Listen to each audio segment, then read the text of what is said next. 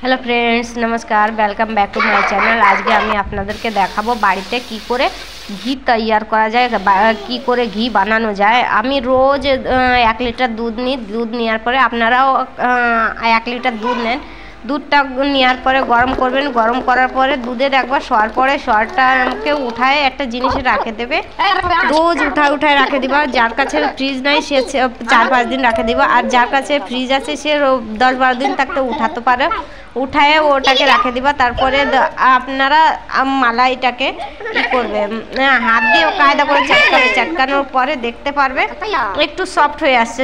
Soft হবার পরে ওটাকে হাত দিয়ে খুব সুন্দর করে ঘুরায় নেবা। ঘুরানোর পরে ওতে দেখবা যখন মাখন ওঠার মতো হয়ে যাবে তখন আপনারা একটা কাজ করবেন, জল যত ঠান্ডা জল দিতে পারো তত ঠান্ডা জল দিবেন। দেখবেন মাখনটা কিন্তু শক্ত উঠবে, মাখনটা কিন্তু নরম হবে না। আমারটা কিন্তু একটু গরম জল ছিল, হালকা মানে মেলা ঠান্ডাও ছিল না মেলা গরমও ছিল না, এই জন্য মানে আমার মাখনটা একটু নরম উঠছে।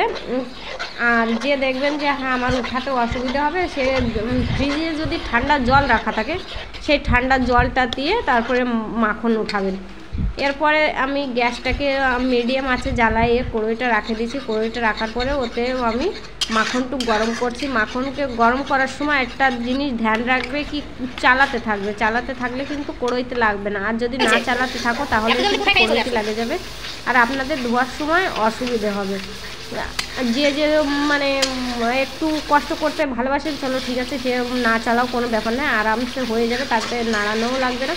এখানে দেখতে পারো ঘিটা ছেড়ে দেওয়ার পরে আমি এমনই চালাতে থাকবো। চালাতে এই যে খাড়াটা দেখছেন এই খাড়াটাকে আমি কায়দা করে জ্বালায় নেব। জ্বালানোর পরে দেখতে পারবে একটু হলুদ হয়ে আসছে, তখন আপনি গ্যাসটা বন্ধ করে দেবেন। দেখেন হলুদ হয়ে আসছে। আমি আর 1 মিনিট 2 মিনিট জ্বালাবো, তার চেয়ে বেশি নয়।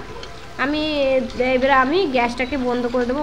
বন্ধ করার পরেও দেখতে পারো গ্যাস কিন্তু বন্ধ, তারপরেও দেখতে পারো কি এটা উতরোচ্ছে, কেননা ঘি গরম, এই জন্য ওইটা 4-5-6 মিনিট থাকলে ঠান্ডা হয়ে যাবে যখন, তখন মানে ওটা ব্রাউন হয়ে আসবে, হলুদ হয়ে যাবে। দেখতে পারো আমার ঘি রেডি হয়ে গেছে। প্লিজ আপনারা এমন করে ঘি তৈয়ার করতে পারেন। যদি ভিডিওটা পছন্দ আসে লাইক করবেন, শেয়ার করবেন, আর প্লিজ সাবস্ক্রাইব করবেন, আর ফেসবুকে ফলো করবেন। থ্যাংক ইউ, ভিডিওটা দেখার জন্য থ্যাংক ইউ।